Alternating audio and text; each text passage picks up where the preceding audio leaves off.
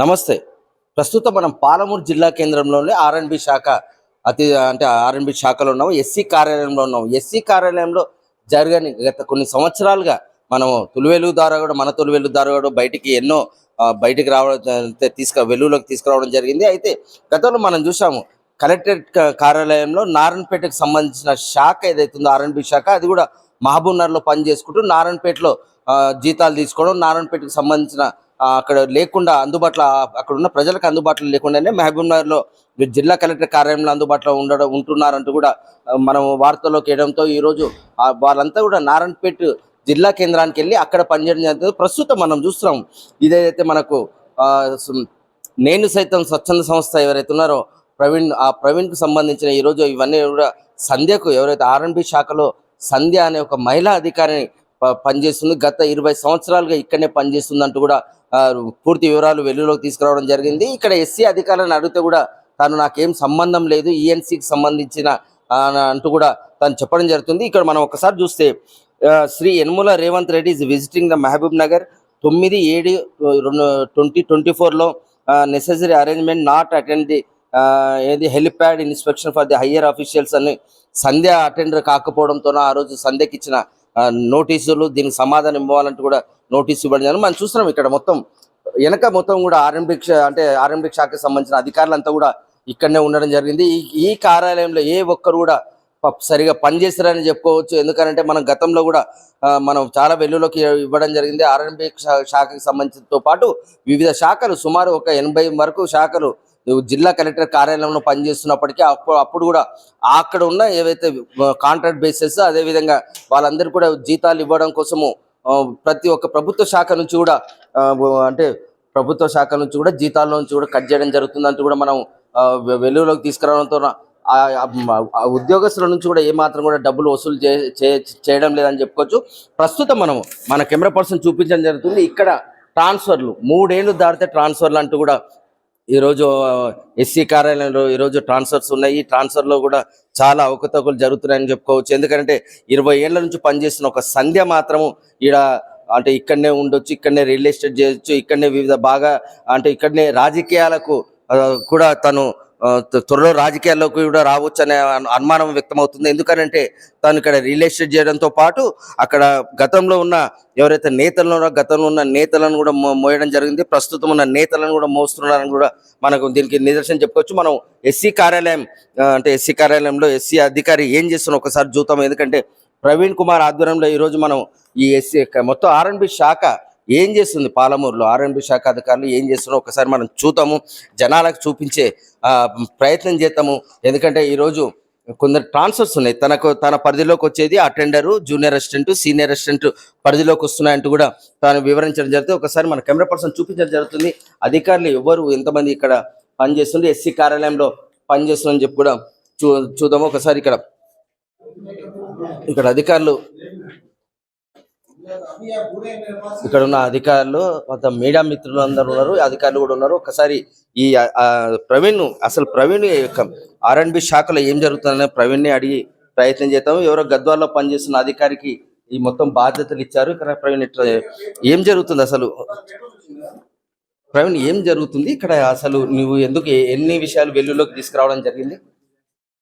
మేము ఒకటే అడుగుతున్నామండి. జియో నెంబర్ 38 ప్రకారం ఎస్సీ గారిని ట్రాన్స్ఫర్ చేయమని అడుగుతున్నాం.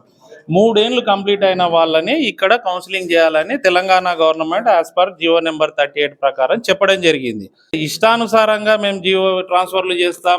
8 నెలలు కంప్లీట్ అయిన వ్యక్తిని తీసుకొచ్చి వర్కింగ్ అరేంజ్మెంట్ కింద డిప్యుటేషన్ కింద ఉన్న వ్యక్తిని, భాస్కర్ అనే వ్యక్తిని ఆర్ఎండ్‌బి శాఖలో ఎట్లా మీరు డిప్యుటేషన్ కింద వర్కింగ్ అరేంజ్మెంట్ కింద పెట్టుకుంటారు? ఇఫ్ పెట్టుకున్నారు అనుకోండి, ట్రాన్స్ఫర్ల ప్రక్రియ జియో నెంబర్ 38లో క్లియర్గా చెప్పింది.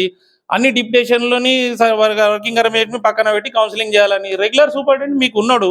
రెగ్యులర్ సూపరింటెండెంట్ ఏమో గద్వాలు పంపిస్తారు, మీకు ఇష్టం ఉన్న వ్యక్తులను ఇక్కడికి తీసుకొని వస్తారు, ట్రాన్స్ఫర్లు చేస్తా అంటే how it is possible? Against 38 GO ప్రకారం మేము చేయొద్దు అంటున్నాం. ఇంకోటి 3 ఇయర్స్ కంప్లీట్ అయిన వ్యక్తులనే జియోకు కౌన్సిలింగ్కు పిలవాలని రూల్ ఉంది. ఇంకొకటి సందర్భం ఏంటంటే ఇక్కడ యూనియన్ నాయకుల ఒత్తిడి కూడా ఎక్కువ ఉందండి. మాకు తెలిసింది ఏంటంటే 10 ఏళ్ళు ఇక్కడ పనిచేస్తున్నటువంటి అనిల్ అనే వ్యక్తిని ఇక్కడనే ఇదే క్యాంపస్ లో పనిచేస్తున్న వ్యక్తిని మళ్ళీ ఇక్కడనే పెడతారు. పెడితే రిటెన్షన్ పెట్టాలి. ఇంకొకటి యూనియన్ లీడర్లకు కూడా కేవలం 6 సంవత్సరాలే ఉంది. 6 సంవత్సరాలే వాళ్ళకి ఎగ్జామ్షన్ ఉంది. రిటెన్షన్ అన్న ఇవ్వాలి, లేకుండా మళ్ళీ ఆయనను తీసుకొని వచ్చి ఇక్కడ సూపరింటెండెంట్గా ఇస్తామంటే ఇది అగనెస్ట్ 38 అండి. మేము ఇప్పటికే కంప్లైంట్ చేసినాం, మేము చేయడం జరిగింది. ఇంకో ఘోరమైన సంఘటన ఏంటంటే ఆర్ఎండ్బి మహబూబ్ నగర్ జిల్లా కానీ మొత్తం సర్కిల్ ఆఫీస్ కానీ ఎంటైర్ తెలుసండి. ఇక్కడ ఎవరైతే ఈ గారు లుక్ ఆఫ్టర్ కింద ఈ గారు సంధ్య గారు చూస్తున్నారో ఆమె 2005 నుంచి జైనింగ్ రిపోర్ట్ నుంచి అండి, ఆమె జైన్ అయినప్పటి నుంచి ఇప్పటి వరకు అండి 4/7/2005 నుంచి టిల్ టుడే ఈ రోజు వరకు 23/5/2026 వరకు ఆమె ఇక్కడనే పనిచేస్తుందండి. మేము చెప్పేది కాదండి, ఇది ఆర్ఎండ్బి శాఖలు ఇచ్చింది. జయభారతి గారితో ఈఎన్సీ జయభారతి గారితో తెచ్చిన రిపోర్ట్ కాపీ ఇది అండి. 20 ఏళ్ల నుంచి పనిచేస్తుందని ఆర్ఎండ్బి శాఖనే చెప్పింది, మేము చెప్పేది కాదు. ఒక ప్రభుత్వ ఉద్యోగి గెజిటెడ్ ర్యాంక్ ఉన్న వ్యక్తి 20 ఏళ్ల పాటు ఒక జిల్లా కేంద్రంలో ఒకే డివిజన్లో ఎట్లా పనిచేస్తుంది అంటే ఇష్టానుసారంగా పోస్టింగ్లు. ఆమె ఏఈ ఇన్నే జాయిన్ అవుతుంది, డిప్యూటీ ఇన్నే చేస్తుంది, ఈ కూడా ఇన్నే పనిచేస్తుంది. అంటే ఎవరు లేరా, సమర్థమైనటువంటి అధికారులు ఎవరు లేరా? ఇష్టానుసారంగా చేసుకుంటూ లుక్ ఆఫ్టర్ ఒక్క రోజులో ఒక జీవో వస్తుందండి. ఎంత ఘోరం అంటే ఈడ మీకు చెప్తే ఒకటే రోజుల్లో జీవో వస్తుందండి. మరి ఆమె షీజ్ ఎంత ఇన్ఫ్లుయెన్స్డ్ అంటే మీకు చెప్తే, దీనిపైన మేము ఆల్రెడీ కంప్లైంట్ చేసినాం, జీవో కాపీది కూడా అడిగినామండి. జీవో నెంబర్ మీకు చెప్తే 538 అండి. మేము ఇన్ని కంప్లైంట్లు చేసుకుంటూ వస్తున్నాం, 100 కంప్లైంట్లు చేస్తుంటే ఇప్పటి వరకు శ్రీమతి సంధ్య గారికి ఒక్క మెమో ఇయ్యరు, షోకాజ్ నోటీస్ ఇయ్యారండి.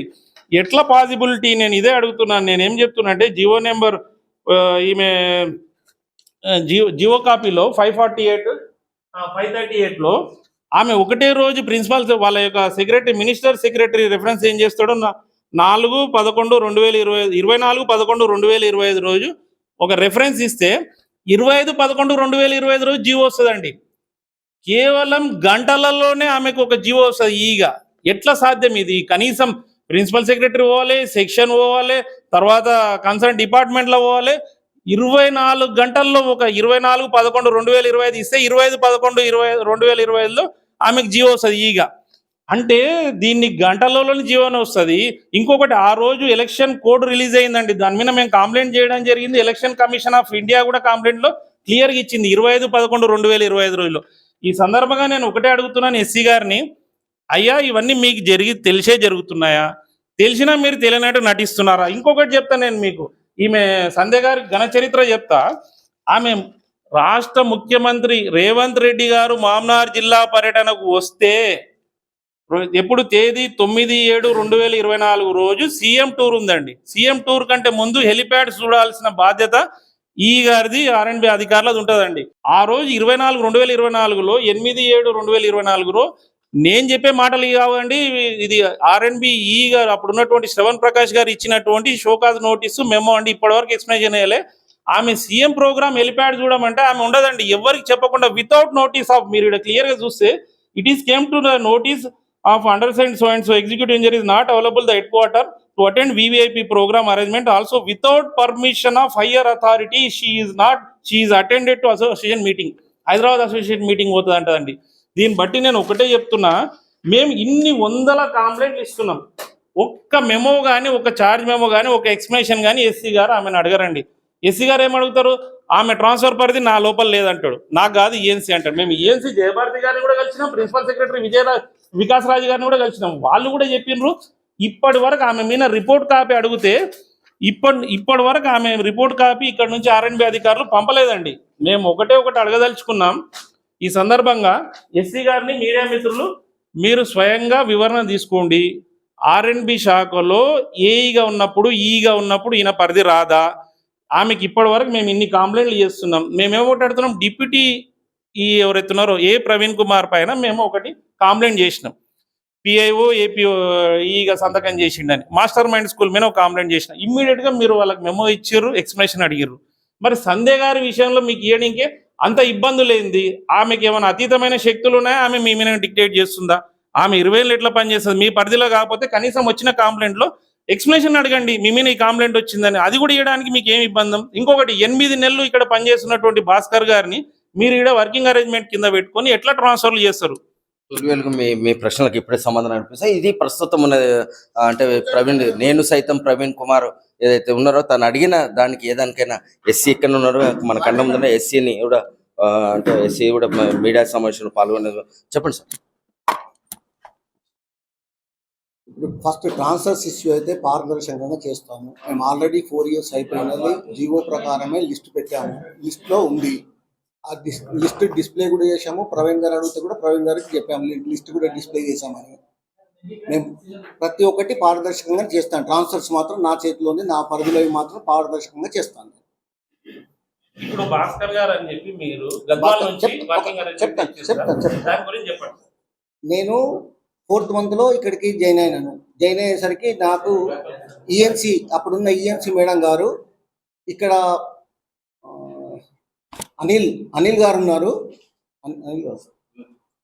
ఆనంద్ గారు ఉన్నారు. ఆనంద్ గారి మీద చాలా కాంప్లైంట్స్ ఉన్నాయి. ఆనంద్ గారిని ట్రాన్స్ఫర్ చేయమని చెప్పేసి ఈఎన్సి గారు చెప్పడం వల్లనే చేయడం జరిగింది.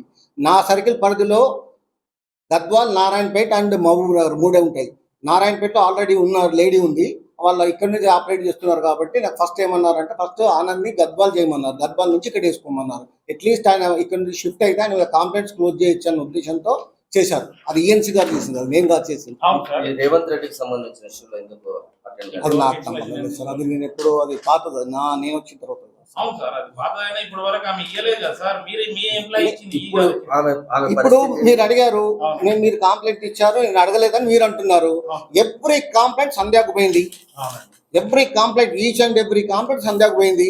సంధ్యాకు మా ఈఎన్సీ ఆఫీస్ నుంచి వచ్చిన దానికి కూడా నేను రిపోర్ట్ కూడా సబ్మిట్ చేశాను ఈఎన్సీ ఆఫీస్ కు. సార్ నేను ఒకటి అడుగుతున్నాను సార్, నేను ఈఎన్సీ జయభారతి మేడం కూడా అడిగినా సార్. ఇప్పటి వరకు ఎస్సీ గారు ఇయ్యలేదు, ఆమెకు ఏమంటారు, ఆయనకు ఐ ఆపరేషన్ అయింది, ఇయ్యలేదు అని చెప్పి. ఆపరేషన్ అయితే మీరు ఇస్తే ఆల్రెడీ ఇచ్చాను, షో చేస్తాను, ఇప్పుడే షో చేస్తాను. ఇంకొకటి సార్ నేనేమంటున్నాను, ఒకటి ఈ సందర్భంగా సంధ్యాకి ऊपर लेटर दिए ना, वो लाओ बोलो ये डीएससी గారు అధ్యక్ష సార్. ఇది మీరు ఈఎన్సీకి వెళ్ళి జయభారతి మేడం రిపోర్ట్. ఇప్పుడు నేను సంధ్యా గారు ఇక్కడ ఎక్కడి నుంచి పనిచేస్తుందో రిపోర్ట్ చేశాను కదా నేను. అవును సార్, నేనేమంటున్నా, మీకు ఈ మెమోల గురించి తెలియదు అన్నారు సీఎం రేవంత్ రెడ్డి గారు వచ్చినప్పుడు. అప్పుడు నేను లేదు, నాకు తెలియదు అన్నారు. నేనేం చెప్తున్నా సార్, మీకు ఇక్కడ క్లియర్ గా ఇచ్చిన పేజ్ నెంబర్ 2లో మీకు క్లియర్ గా ఇచ్చేసి అన్ని రాసిన సంధ్య గారికి ఇచ్చిన మెమో కాపీ. దీనికి రిప్లై కూడా ఇచ్చాను సార్. ఏది మీకు ఇచ్చిన కంప్లైంట్లు 100 చూపిస్తాను నేను. ఇప్పుడు మీరు ప్రవీణ్ కుమార్ విషయంలో మీరు ఆయనకి మెమో ఎందుకు ఇచ్చాను, అది అఫీషియల్ గా అట్లా పెట్టద్దు కాబట్టి ఇచ్చాను. అవును, అఫీషియల్ గా పెట్టొద్దు, అందుకొరకు ఇచ్చాను ఆయన. అవును, ఈమె నవాపేటలో రోడ్ కటింగ్ లో గవర్నమెంట్ ఏదైతే ఉందో వర్క్ రోడ్డుని కట్ చేస్తే అది క్రైమ్, ఎఫ్ఐఆర్ అయింది. దానికి సంబంధించి మరి దానికి ఎందుకు మీరు మెమో ఇవ్వలేదని ఆమె నుంచి ఎవ్రీ రిపోర్ట్ అడుగుతుంది. చూస్తాను, మీరు ఏదన్నా అడగండి, నేను చూపిస్తాను. నాకు రాదు, నేను ఏం చేయాలి? నాకేమైనా లెటర్ వస్తే కదా నేను తీసుకునేది యాక్షన్. నాకేం రాకుండా ఇప్పుడు మీరు అన్నారు, ఎవరో నువ్వే అన్నావు కదా, నారాయణపేట ఆఫీస్ ఇక్కడ రన్ చేస్తుంది సార్ అంటే నేను నెక్స్ట్ డే యాక్షన్ తీసుకున్నానా లేదా? నాకు జస్ట్ ఒక లెటర్ ఇవ్వండి, నేను పంపిస్తాను. నాకు లెటర్ ఇవ్వండి, నేను ఏం చేయలేను. నేను లెటర్ ఇవ్వండి సార్, మీరు అట్లా అనకండి సార్. నేను ఎవరి లెటర్ నా దగ్గర రిప్లై పంపిస్తాను. ఇప్పుడు దేవరకద్రలో మీ డిప్యూటీ ఆఫీస్ ఉందా sir? Deputy office guest house లో రన్ చేస్తున్నారు. గెస్ట్ హౌస్ లో రన్ చేస్తున్నాం అన్నారు. అసలు దేవరకద్రలో డిప్యూటీ ఆఫీసే లేదు. ఇప్పుడు ఈ క్షణంలో కావాలంటే మీరు అలాంగ్ విత్ మీడియా పోదాం, డిప్యూటీ ఆఫీస్ దేవరకద్ర లేదు. ఆమె హెచ్ఆర్ఏ క్లెయిమ్ చేస్తుంది. ఈయనండి చెప్తున్నా, ఆమె అసలు ఈయనే ఈ లోకల్ మీ ప్రిన్సెస్ లోనే క్వాలిటీ కంట్రోల్ లోనే ఉంటుంది, ఈయనే సంతకాలు పెడుతుంది. ఇంకొకటి నాకు తెలుసండి, మన మీడియా మిత్రులు మొన్న ఆర్టీవీ న్యూస్ డివైడర్ మీద గొడవ అయితే నాకు ఫోన్ చేస్తే నేను చెప్పిన, ఆమె ఫోనే ఎత్తదు, ఎట్లకెళ్ళి చేస్తారని చెప్పిన. ఇప్పుడు ఆమె ఫోన్లన్నీ నాకే వస్తాయి, మీకు తెలుసు, అందరికీ తెలుసు. ఎస్సీ గారు, నేనేమంటున్నాను, మాకు మీ మీద ఏం కోపం లేదండి, మేము పారదర్శకంగా చేయమని అడుగుతున్నాం. నేను దీని మీద ఆల్రెడీ కొట్లాడుతున్నా, కోర్టుల కేసు వేసిన, లోకాయుక్తల చేసిన, అన్ని ఫైల్ అయినాయి. ఈఎన్సీ గారి దగ్గర మన ప్రిన్సిపల్ సెక్రటరీ నేను వికాస్ రాజు గారితో కూడా ఆల్రెడీ మేము హైకోర్టులో ఇచ్చినాం, మీకు కూడా నోటీసులు వచ్చినాయి. You are the party respond number 3. ఇప్పటి వరకు దాన్ని డిస్మెంటల్ చేయాలని చెప్పి హైకోర్టు ఆర్డర్ నేను ఇచ్చింది. ఎట్లా చేస్తా సార్? మున్సిపాలిటీ ఏరియాలో పెడితే వాళ్ళు మున్సిపాలిటీకి లెటర్ రాశాను తీసేయమని. మున్సిపాలిటీ ఇచ్చారు సార్. మీ కాంపౌండ్ గోడకు గోడ కట్టి మీరు గోడ చూసి కట్టలేదు సార్, గోడ నేను కట్టించే గోడ. నేను ఆ కృష్ణ విగ్రహం పెడితే నాకు ప్రైవసీ పోతుంది, నేను ఒప్పుకోను అని చెప్పి అంటే వాళ్ళు గోడ కట్టారు, అంతే తప్ప నేను కట్టింది కాదు అది. ఎవరు కట్టారు అది? వాళ్ళే కట్టుకున్నారు. వాళ్ళే కడతారు సార్. అవును, నా ప్రైవసీ పోతుంది కదా. నేను ఇప్పుడు బయట నిలబడితే అందరికి కనబడతాను కానీ వాళ్ళు విగ్రహం దగ్గర కూర్చుంటే. పని చేద్దాం, నేను ఇక్కడ పాండాబా పెట్టుకుంటా, మీకు ప్రైవసీ పోతుంది, గోడ కట్టుకుని అవతల ప్లేస్ ఖాళీ ఉంది కదా. మున్సిపాలిటీకి లెటర్ రాశాం సార్ కూలగొట్టమని. నేను ఎట్లా చేస్తాను? నేను నాకు పవర్స్ ఉండవు, నాకు ఎట్లుంటాయి పవర్స్? ఎస్సీ గారు మీ పవర్స్ గురించి మీరు చెప్తున్నారు. ఒక కంప్లైంట్ చేసిన తర్వాత కనీసం ఇప్పుడు మీరు అన్నారు కదా 20 years మీ కంప్లైంట్ చేసిన సందేహం